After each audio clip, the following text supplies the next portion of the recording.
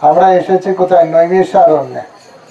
60,000 মুনি ঋষিরা ভাগবত কথা শুনেছিলেন। আমরা শুনেছি ভাগবত কথা শুনেছিলেন পরীক্ষিত মহারাজ। কয়দিন? কয়বার খেয়েছিলেন? কয়বার জল পান করেছিলেন? তা অন্তত কিছুক্ষণের জন্য আমরা এই ব্রতটা নিতে পারি নাকি? হরে কৃষ্ণ কৃষ্ণ কৃষ্ণ হরে হরে, হরে রাম রাম রাম হরে হরে। দেখুন, এই মধ্যদ্বীপে এক একটা দ্বীপে একজন ভগবানকে গৌরাঙ্গ মহাপ্রভুকে দর্শন পেয়েছিল। অন্তর্দ্বীপে কে গৌরাঙ্গের দর্শন পেয়েছিল? ব্রহ্মা। মনে রাখবেন, অন্তর্দ্বীপে কে ভগবানের দর্শন পেয়েছিল? ব্রহ্মা। সীমান্ত দ্বীপে কে গৌরাঙ্গের দর্শন পেয়েছিল? পার্বতী দেবী। গদ্রম দ্বীপে কে গৌরাঙ্গের দর্শন পেয়েছে? ইন্দ্র। আর এই মধ্য দ্বীপে ঠিক এই মধ্যাহ্নকালীন সময়ে গৌরাঙ্গের দর্শন পেয়েছিলেন ব্রহ্মার পুত্র সপ্তর্ষি ঋষিরা।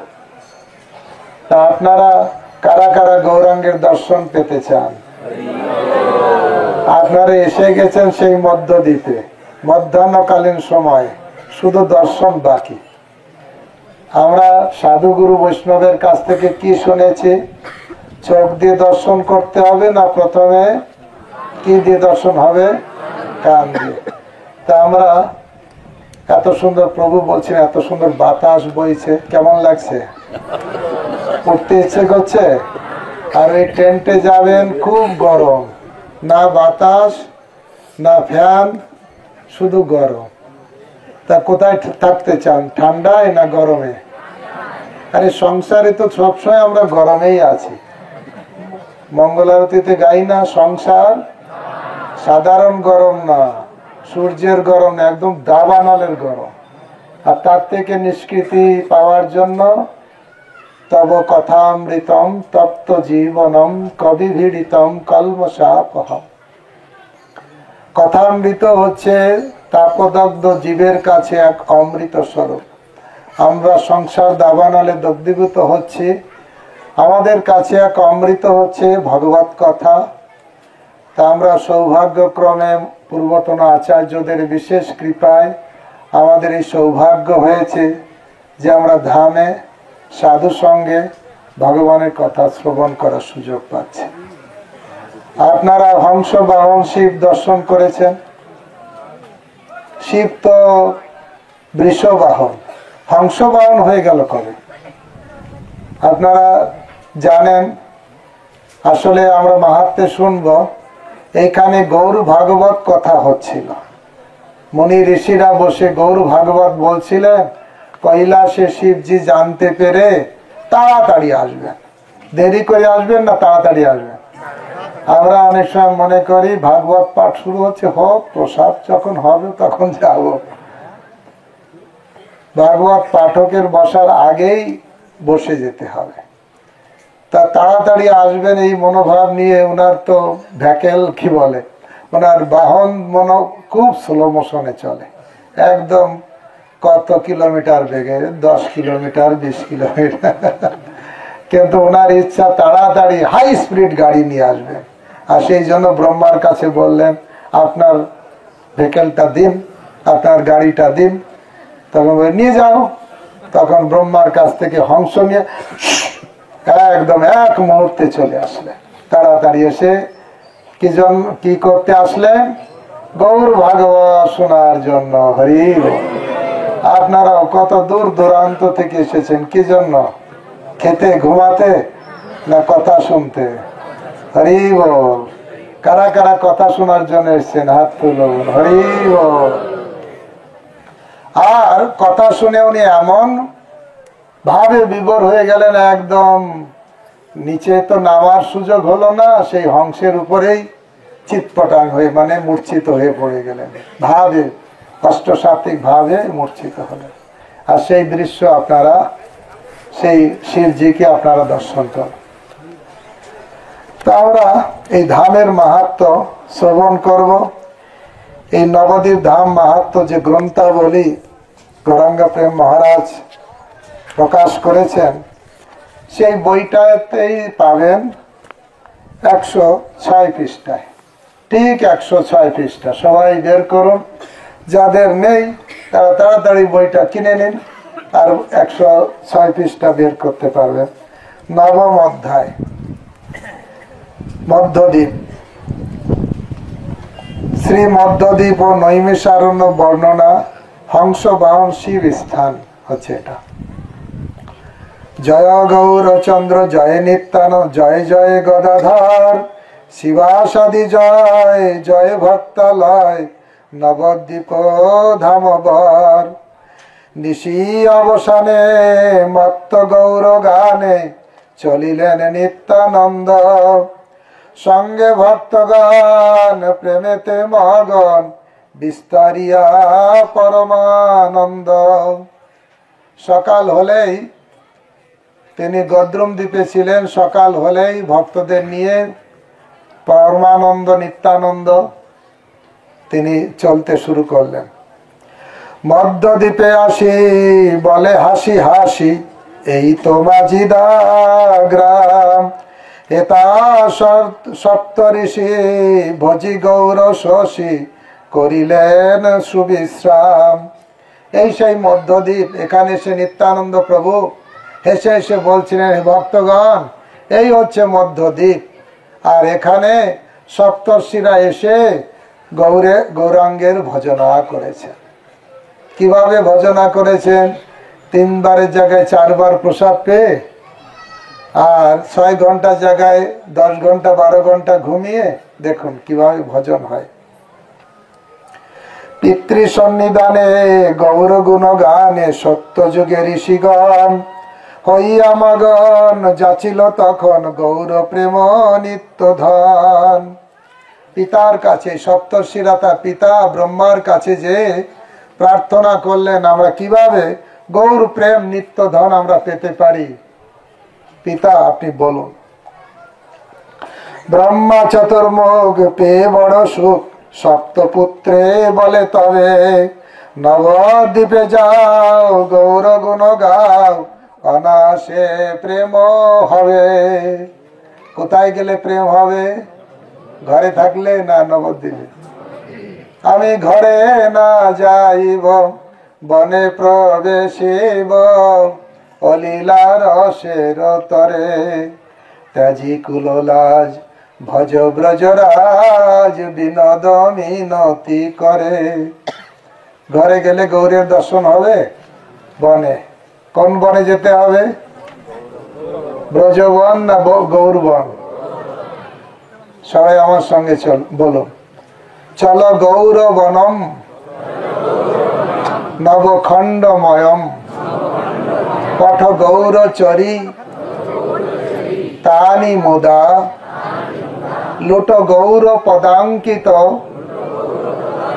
গাঙ্গ তটম, ভজ গদ্রুম কানন কুঞ্জ বিধু। চলো গৌরবনে চলো। আর সেখানে নবখণ্ডময় 9টা দ্বীপ সমন্বিত সেই গৌরবন। আর সেখানে যে কি করব? ঘুমাবো, বিরিয়ানি খাবো, রাস্তার পাশে দেখবেন কত রকম খাবার।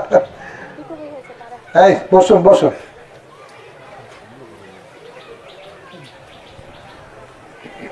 চলো গৌরবনম নবখণ্ডময়ম, পঠ গৌরচরিতানি মুদা। সেখানে যে গৌরের চরিত্র কথা শুনতে হবে। আর লুট গৌর পদাঙ্কিত গাঙ্গ তটম, ভজ গদ্রম কানন কুঞ্জ বিধম। ভক্তি বিনোদ ঠাকুরের গদ্রম ভজন উপদেশ বলছেন।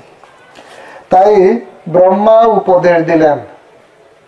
আমাদের দ্বাদশ মহাজন, তার ভিতর অন্যতম মহাজন ব্রহ্মা পুত্রদের উপদেশ দিলেন, যাও নবদ্বীপে যাও, সেখানে গৌর ভজন করো, অনায়াসে প্রেম পেয়ে যাবে। অন্যান্য জায়গায় যা কষ্ট লাগে, কিন্তু নবদ্বীপে এসে খুব তাড়াতাড়ি গৌর প্রেম পাওয়া যায়।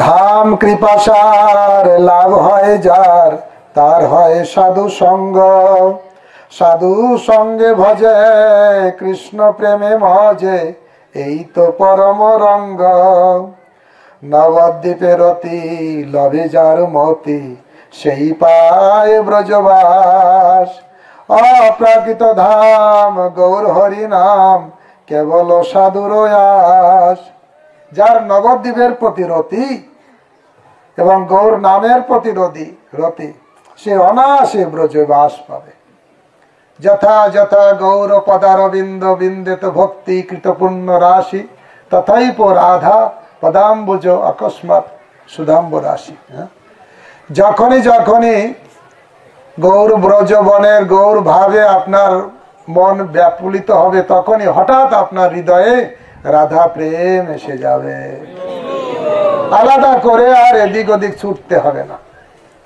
যথা যথা গৌর পদারবিন্দ বিন্দিত ভক্ত তাই বলছেন নবদ্বীপের অতি যার আছে সে ব্রজবাস পায় গৌর প্রেম রসার নবে সে তরঙ্গে যেবা ডোবে সে রাধা মাধব অন্তরঙ্গ কে রাধা মাধবের অন্তরঙ্গ হতে পারে যে গৌর প্রেমে হাবুডুবু খায় এই জন্য আমার গুরুদেবের কথা গুণগান বর্ণনা করতে যে অনেক সময় মহারাজরা বলেন গুরু মহারাজ গৌর প্রেমে হাবুডুবু খায় তাই তিনি রাধা মাধবের খুব প্রিয় তো এটাই হচ্ছে সাধু রাস এই উপদেশ কে দিলেন ব্রহ্মা দিলেন কাকে দিলেন সপ্তর্ষি পুত্র তার পুত্র সাত ঋষিকে বললেন পিতৃ উপদেশ বুঝিয়া বিশেষ সপ্ত ঋষি আসি তবে হরি হরি হরি বলি নাচে গৌর প্রেম যাচ্ছে গায়ে গুণ উচ্চ রবে বলে গৌর হরি অনুগ্রহ করি দেখা দাও একবার নানা ধর্ম সাদী হইনু অপরাধী ভক্তি এবে কইনুসার সাতজন পুত্র ব্রহ্মার পুত্র সপ্তর্ষি ঋষি এই দ্বীপে এসে দু হাত তুলে বলে হে গৌরাঙ্গ মহাপ্রভু দেখা দাও হে গৌরাঙ্গ মহাপ্রভু দেখা দাও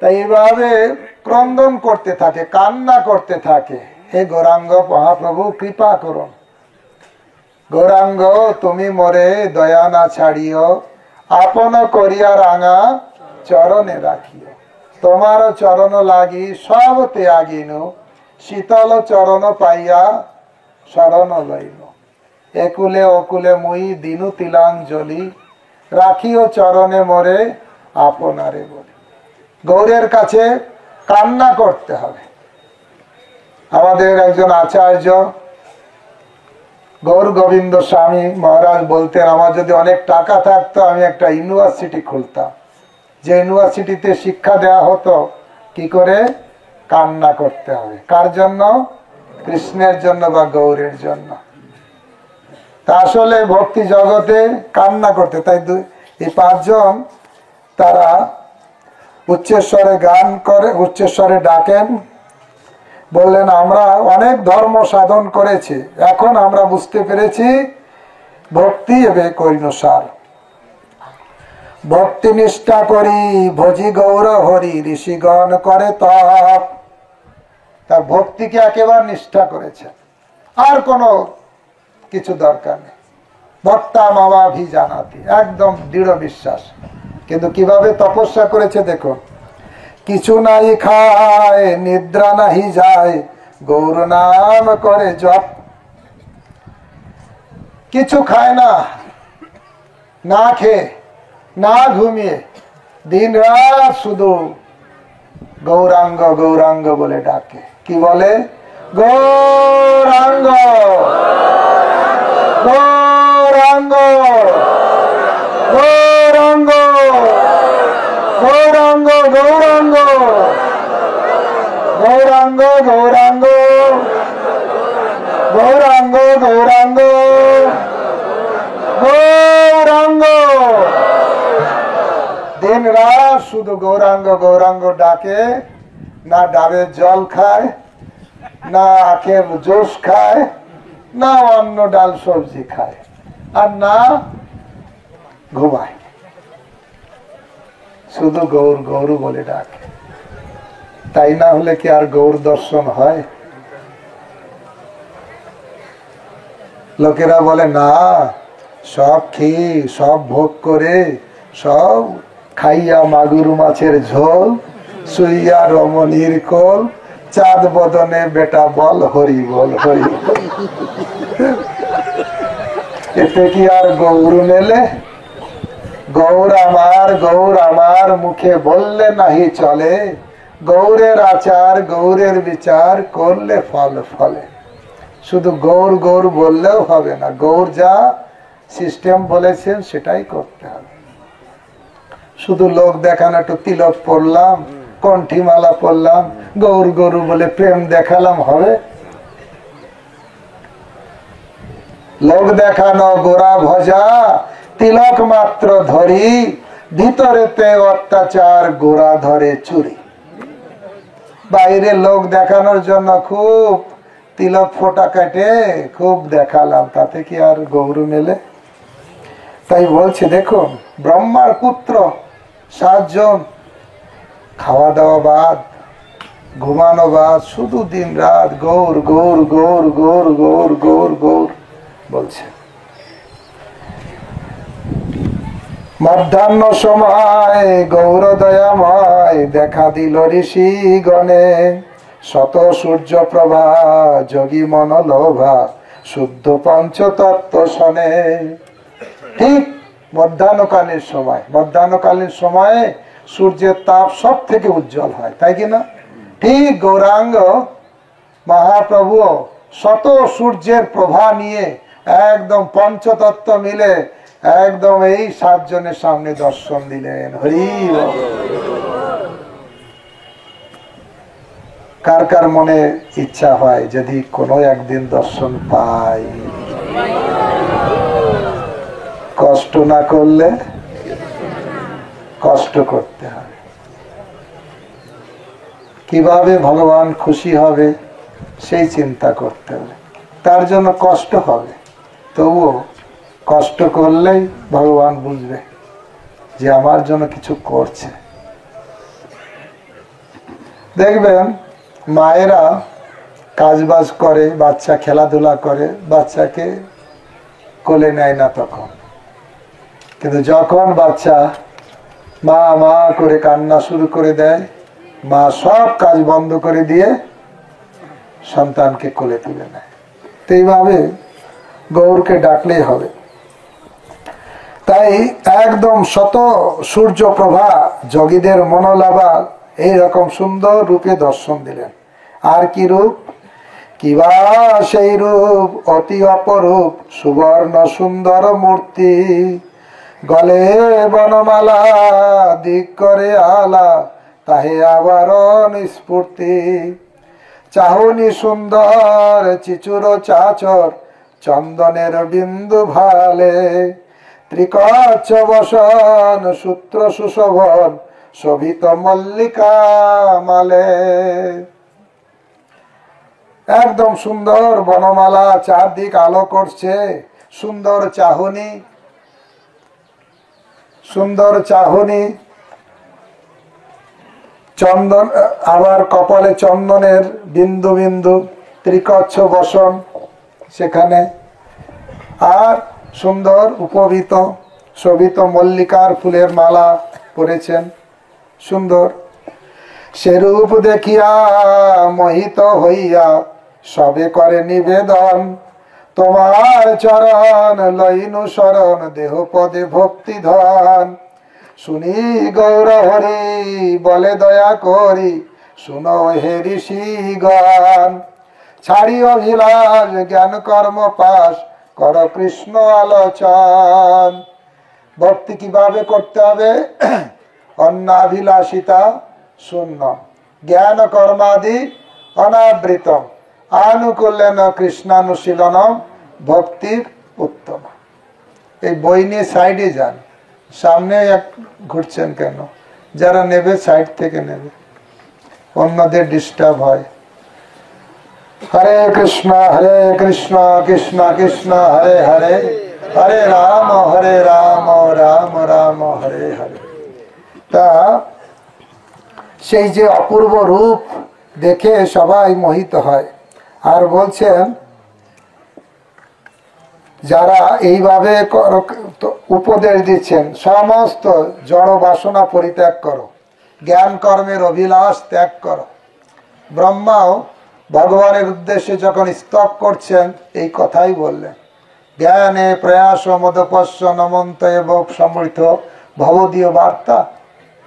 ওই শ্লোকে ব্রহ্মা বলছেন জ্ঞানের প্রয়াস পরিত্যাগ করে কায় মনোবাক্যে ভগবত কথা শ্রবণ করতে হবে। ব্রহ্মার পুত্রদেরও গৌরহরি সেই উপদেশ দিচ্ছেন, ছাড়ি অভিলাষ জ্ঞান কর্ম পাশ করো কৃষ্ণ আলোচন।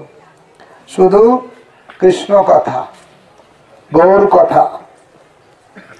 এই জন্য চৈতন্য চরিতামৃতে কবিরাজ গোস্বামী প্রতিটা অধ্যায়ের সামনে একটা সুন্দর সুন্দর শ্লোক লিখেছে, যে শ্লোক পড়লে বোঝা যায় এই অধ্যায়ে কবিরাজ গোস্বামী কি বলতে চেয়েছেন।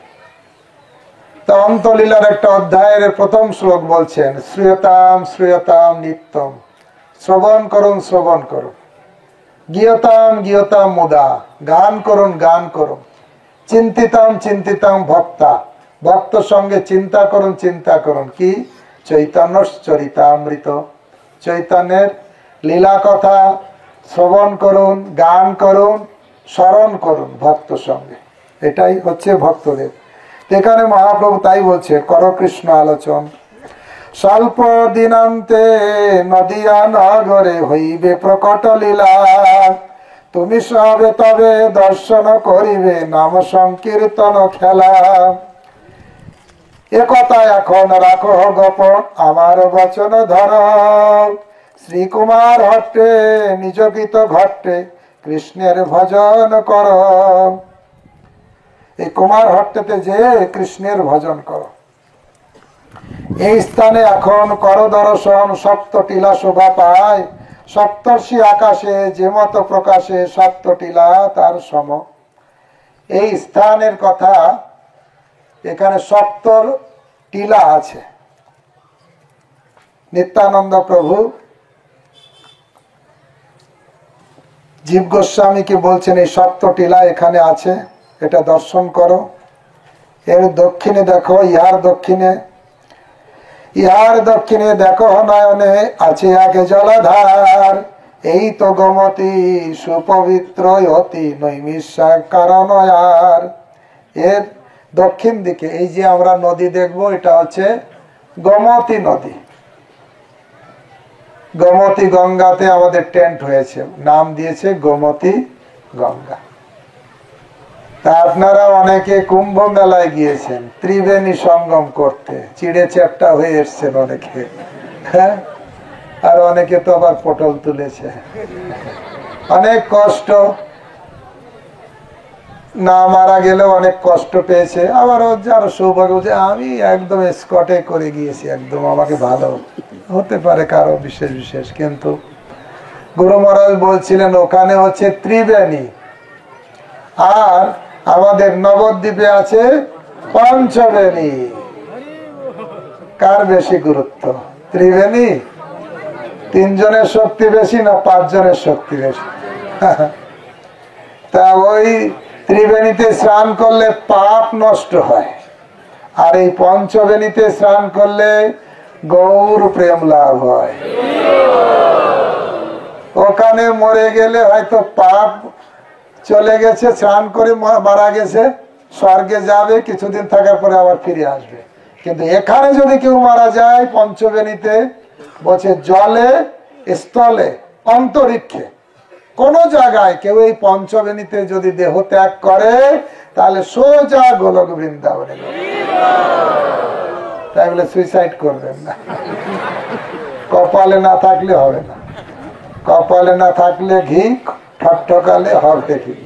একজন মহারাজের কথা শুনে সুইসাইড করতে গিয়েছিল, গৌরাঙ্গ সেতুর উপর দিয়ে লাফ দিয়ে মরে যাবে, আর এত কিছু লাগবে না, সোজা গোলক ধামে।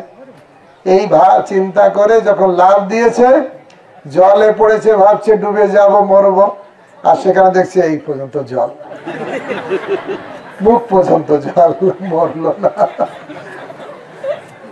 আসলে মৃত্যু না থাকলে চেষ্টা করলেও হবে না। তাই ওখানে আছে গঙ্গা যমুনা সরস্বতী, এখানে আছে গঙ্গা যমুনা সরস্বতী, অলকানন্দা আর মন্দাকিনী। তাই এইখানে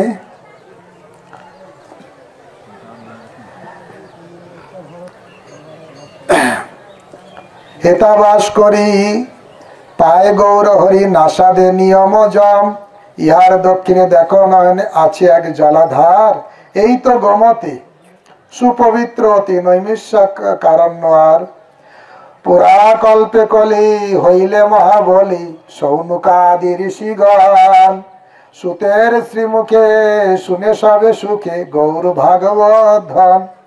অন্য একটা কল্পে কি হয়েছিল, যখন কলি খুব প্রবল হয়েছিল, এইখানে এসে সুত গোস্বামী, ওই ছাতাটা কোথায়, ছাতাটা এখানে ধরতে পারো, সিনিয়র ভক্তরা আছে, রোদ্দুর লাগছে, হ্যাঁ এই ছাতাটা এখানে। তো তা পুরাকালে কলি সব খুব বলবান যখন হয়েছিল, তখন এই সুত গোস্বামীর মুখে সৌনিকাদি ঋষিরা এখানে গৌর ভাগবত শুনেছিল। হরি বল।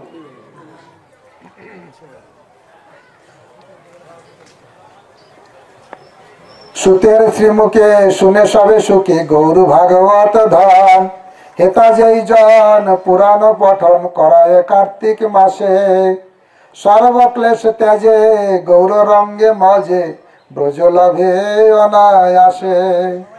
কার্তিক মাসে কেউ যদি পুরাণ এখানে শ্রবণ করে অনায়াসেই ব্রজ লাভ করবে। কভু পঞ্চানন ছাড়ি বিশাসন শ্রীহংস বাহন হয়ে, শুনিল পুরাণ গৌর গুণ গান আপন ভকত লয়ে। কোন এক সময় গৌর ভাগবত হচ্ছিল, আর শিবজি পঞ্চানন তার বিষকে ত্যাগ করে হংসকে নিয়ে সোজা এখানে চলে আসলেন, আর তার লোকজনকে নিয়ে এখানে ভাগবত শুনলেন, আর ভাগবত শুনে তো অচেতন হয়ে গেলেন।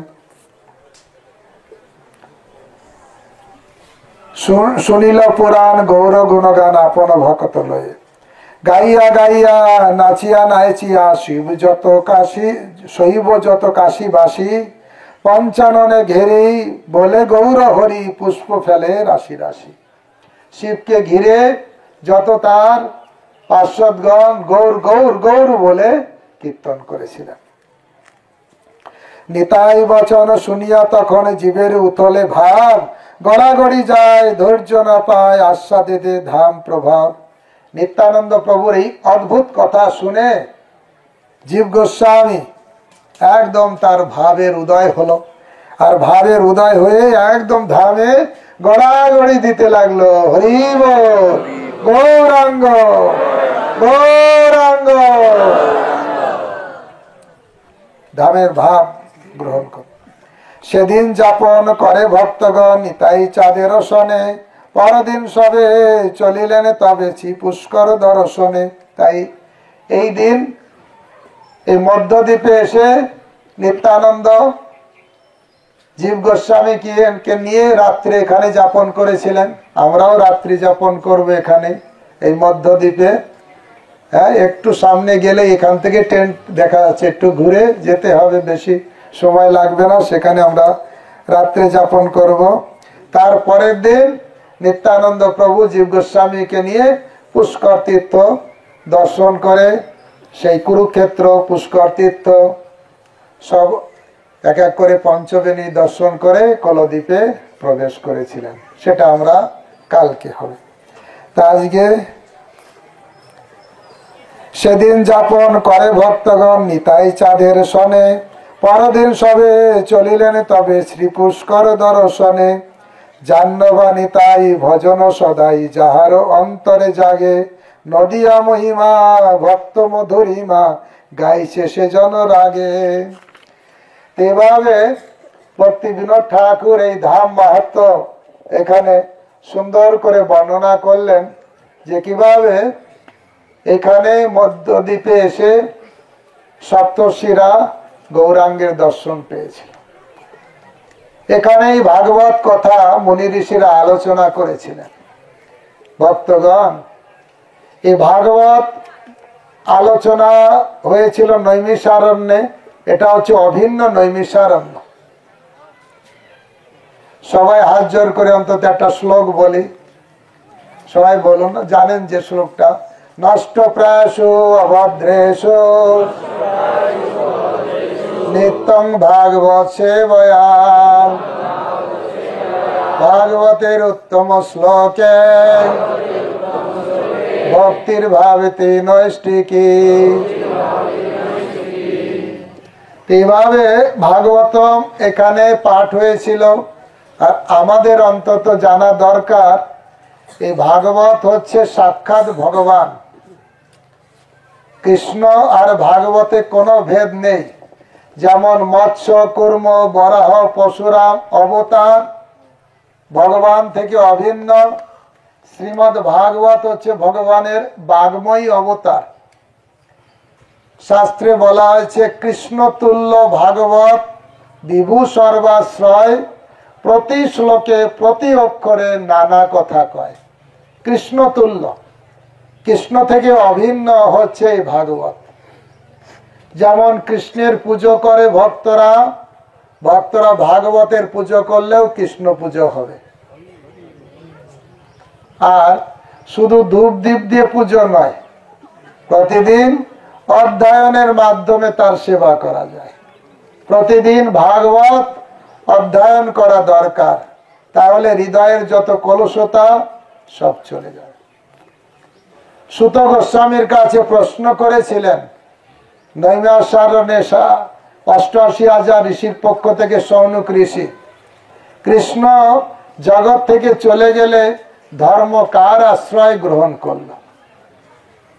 তার উত্তরে দিতে যে সুত গোস্বামী বললেন, কৃষ্ণ সধামে উপগতে ধর্ম জ্ঞানাধিবি সহ কলৌ নষ্ট মিশাদিশ পুরাণর্ক অধন উদিত। কৃষ্ণ এই জগৎ থেকে চলে গেলে কৃষ্ণের অভিন্ন বিগ্রহ পুরাণ, যা কিনা সূর্যের মতো, সূর্য উদয় হলে কি হয়? অন্ধকার চলে যায়। তা আমাদের হৃদয়ে অন্ধকার আছে কি নেই? ভক্তগণ, চৈতন্য চরিতামৃতে মঙ্গলাচরণে কবিরাজ গোস্বামী লিখছেন, বন্দে শ্রীকৃষ্ণ চৈতন্য নিত্যানন্দ সহদৌত গৌড়দয়ে পুষ্পবন্তী চিত্র শব্দ তমানুদ। আমি চৈতন্য মহাপ্রভু এবং নিত্যানন্দ প্রভুর বন্দনা করি, যিনি পূর্ব দিগন্তে চাঁদ এবং সূর্যের মতন উদিত হয়ে জগতের অন্ধকার নাশ করলেন। ভক্তগণ, সূর্য জগতের অন্ধকার নাশ করে, করে কি করে না? সূর্য উদয় হলে অন্ধকার থাকে না, কিন্তু সূর্য উদয় হলেও এক জায়গায় অন্ধকার থাকে। এই গুহার ভিতরে সূর্যের তাপ প্রবেশ করতে পারে না। পারে?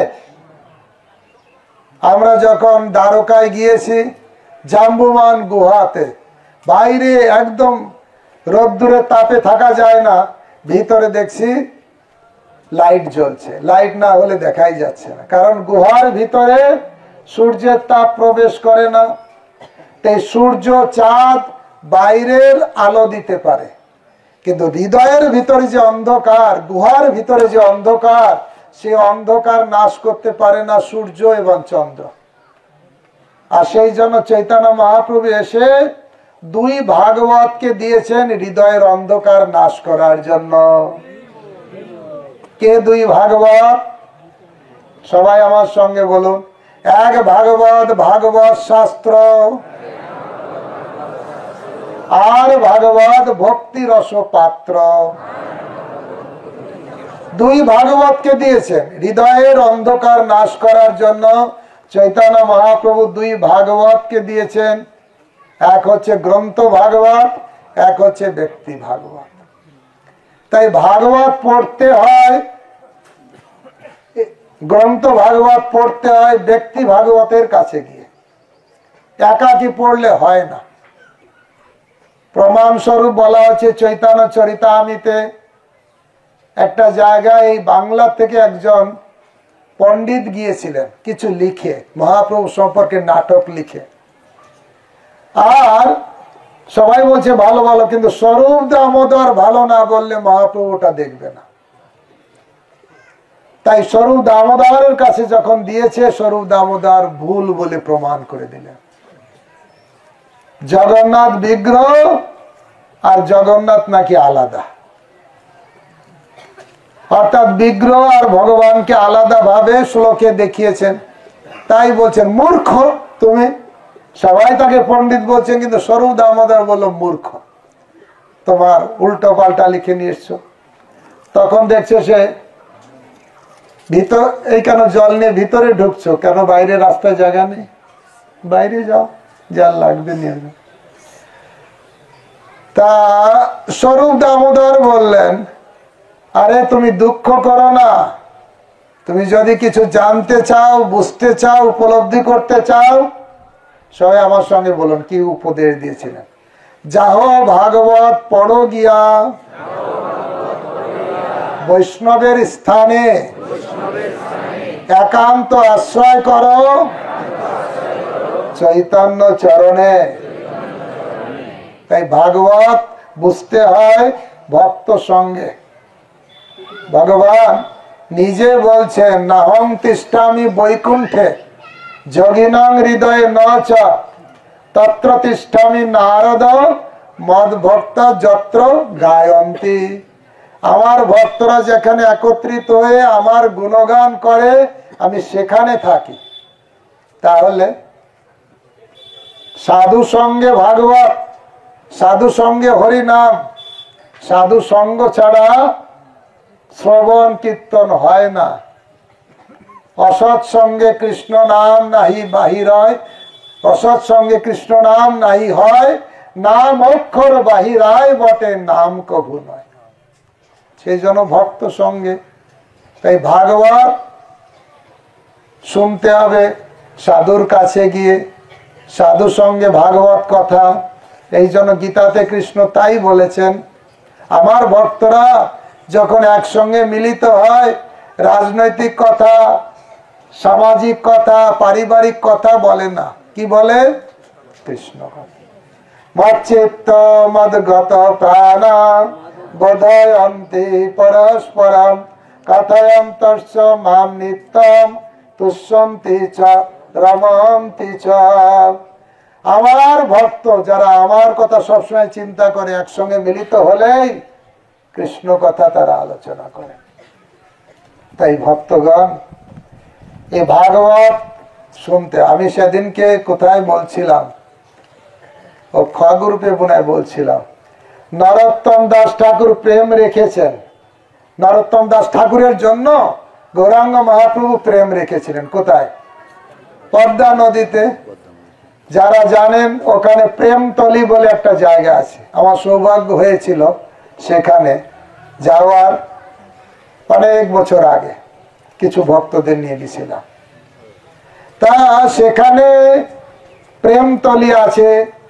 নরোত্তম দাস ঠাকুর আবির্ভূত হওয়ার আগেই মহাপ্রভু যখন গিয়েছিলেন, এই নরোত্তম এর জন্য প্রেম রেখেছিলেন। পদ্মা নদীকে বলেছিলেন, এই পদ্মা নদী, এই কৃষ্ণ প্রেম রেখে যাচ্ছি, আমার এক পরম ভক্ত নরোত্তম আসবে, তাকে তুমি কি প্রেম দেবে। পদ্মা নদী বললেন, প্রভু কে নরোত্তম আমি কি করে চিনব? অনেকেই তো নরোত্তম হতে পারে, কার জন্য প্রেম রাখছেন, কে সেই নরোত্তম যার জন্য আপনি প্রেম রাখছেন, আমি কি করে বুঝবো? তখন মহাপ্রভু বললেন, যার স্পর্শে তুমি স্বয়ং উথলিবে সেই নরোত্তম প্রেম তাকে দিবে। সেই হচ্ছে নরোত্তম, যার স্পর্শ পেলে তুমি নিজেই প্রেমময় হবে, উথাল পাতাল তোমার কৃষ্ণ প্রেমে তুমি আন্দোলিত হবে। ভক্ত সঙ্গে কি হয়? করোনা রোগীর কাছে গেলে কি হয়? হ্যাঁ, করোনা হয় কি হয় না? তা আপনি যদি কৃষ্ণ প্রেম চান, তাহলে কৃষ্ণ প্রেমিক ভক্তের কাছে যান, দেখবেন প্রেম পেয়ে যাবেন। আপনার ধনের দরকার, কোথায় যাবেন? ধনীর কাছে। জ্ঞানের দরকার, কোথায় যাবেন? তাহলে ভক্তির দরকার, কার কাছে যেতে হবে? তাই নরোত্তম শুদ্ধ ভক্ত, তার সে কাছে আসলেই তুমি বুঝতে পারবে এই নরোত্তম। তা নরোত্তম দাস ঠাকুর আবির্ভূত হলেন 12 বছর বয়সে, একা একা হাঁটতে হাঁটতে ওখানে আসলেন, স্নান করলেন, কৃষ্ণ প্রেম পেয়ে গেলেন। ভক্তগণ, আমরা কোথায় প্রেম পাবো, কোথায় যাব, কোথায় ডুব দিলে প্রেম পাওয়া যায়, কেউ বলে দেবেন?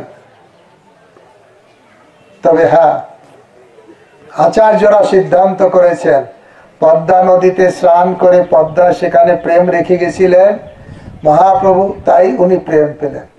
আমাদের সবার জন্য প্রভুপাদ কৃষ্ণ প্রেম রেখে গেছে। জানতে চান? ডুব দেবেন তো? তিনি রেখে গেছেন তার শ্রীমদ্ ভাগবত চৈতন্য চরিতামৃত গীতা গ্রন্থের ভিতরে। ওখানে ডুব দেবেন, কৃষ্ণ প্রেম পেয়ে যাবেন।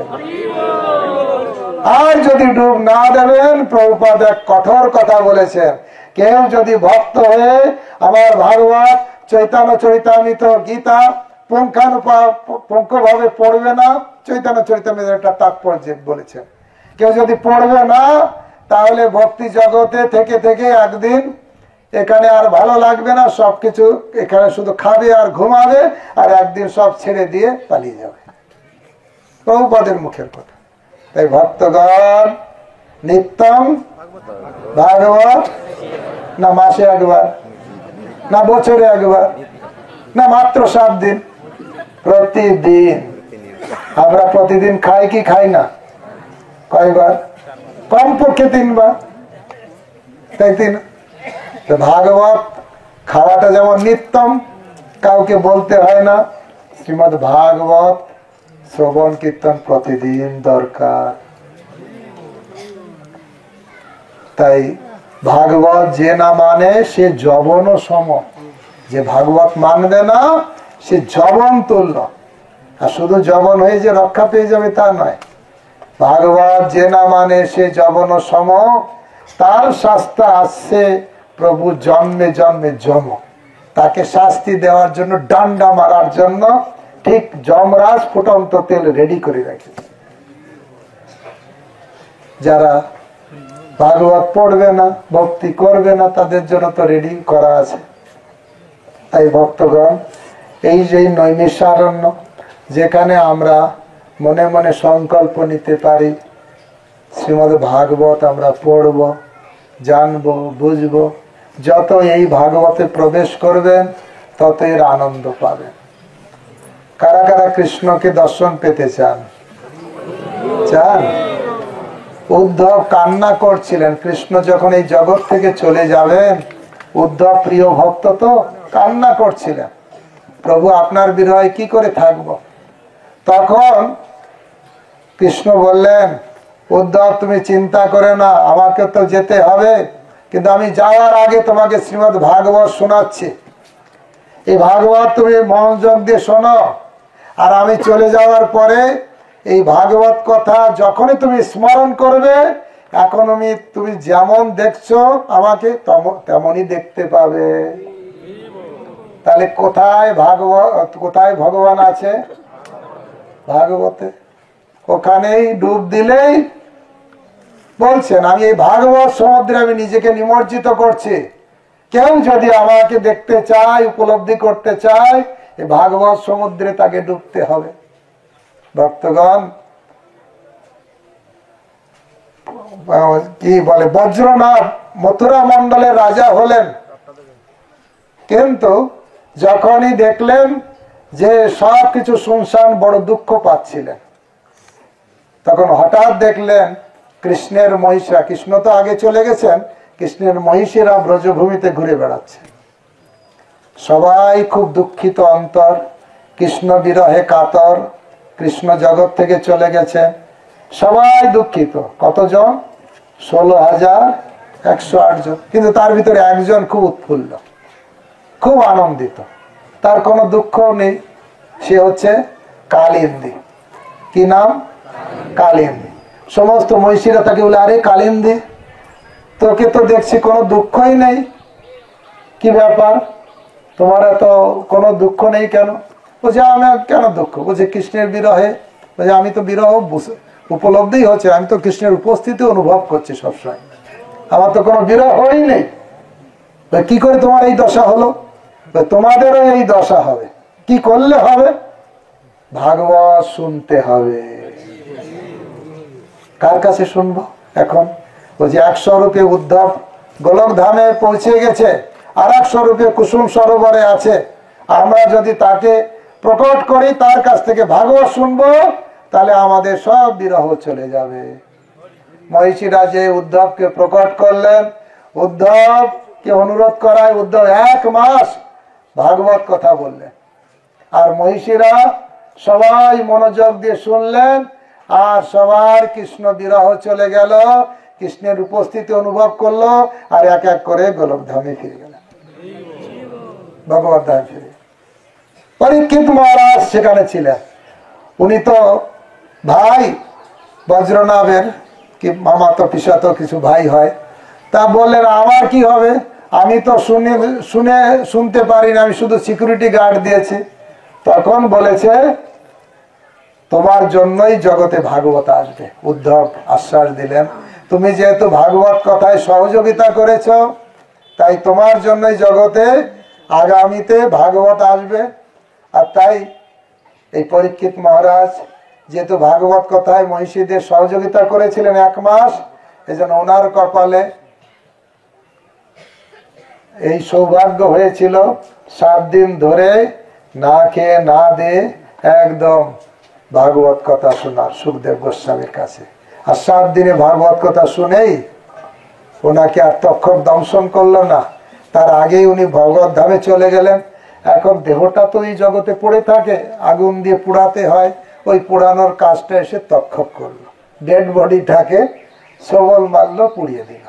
কিন্তু যারা ভাগবত কথা শোনে তাদের আর এরকম কোনো অসুবিধা হয় না, তারা সোজা শুনতে শুনতে ভগবত ধামে চলে যায়।